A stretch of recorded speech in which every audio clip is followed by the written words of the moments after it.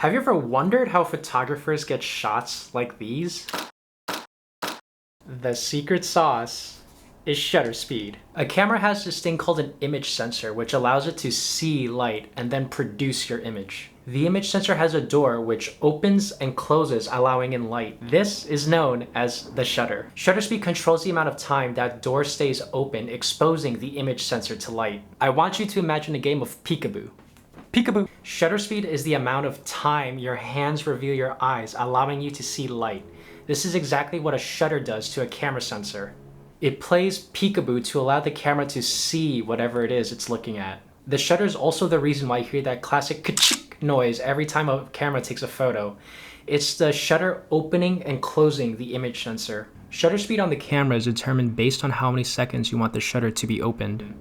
Oftentimes, it's fractions of a second, but sometimes it's a second or even more. Let's go over some vocabulary so you can blend in with the cool kids. A faster shutter speed is what we refer to as a short exposure, whereas a slower shutter speed is what we refer to as a long exposure. It is critical you understand the effects of shutter speed on your image. Remember this. A faster shutter speed will darken, sharpen, and freeze motion in the image, whereas a slower shutter speed will brighten, soften, and blur motion in the image.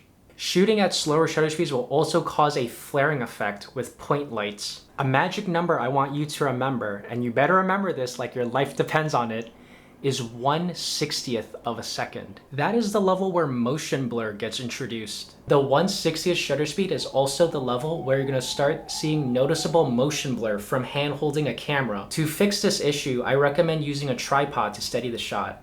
Personally, I never go below 1/100th of a second if I'm shooting handhold without a tripod or any steady surface to balance my camera on. Fair warning though, I find that whenever I'm shooting long exposures, the initial press of the shoot button will introduce some camera shake into the image.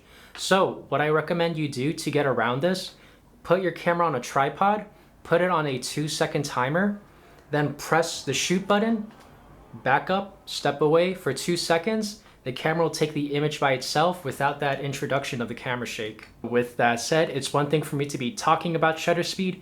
It's a whole other story to see it in action. Let's go compare a few images. Okay, what on earth are we looking at? Well, my Legos are on a little stand that I can spin, so in the image I am spinning them. This is the motion blur of them spinning. I was able to achieve this motion blur because I shot the image at a 10-second shutter speed. The next image I am showing you are light trails of cars passing through the street. That streak of red, you could guess, is the taillight of the cars passing through the frame. Since this is a long exposure, you can also start to see the flaring effect for these lights right here. On the flip side, here's an example of freezing motion. Even though it doesn't look like it, I can assure you those cars were moving through the frame. There isn't anything too special to look at here. This shot I took handheld at 1/60th of a second. If we zoom in closely on the faces of the Legos, you can see how their faces are soft and blurry. That is not motion blur of the Legos, but it is blur introduced by me holding the camera and not steadying the shot. I'm terrible at hand holding at slow shutter speeds, and I don't have a steady hand at all. We're going to top off this segment with another light trail image that I thought was super cool. Obviously, we have the light trails from the cars. If you look closely here, there is what looks like a ghostly image of a car. That is because that particular car was stationary in that one spot for a while, then started to move. So as a result, it left an imprint of itself in the image. If you look here, there's another light trail on the sidewalk. This was a point light attached to a biker's body or helmet, and they were walking the trail you see in the image. Now that you've become a shutter speed expert, your next goal is to understand how the other camera settings affect your image's exposure. One of these settings is aperture, and I have a video for that, and I recommend you watch that next. Happy photographing, y'all.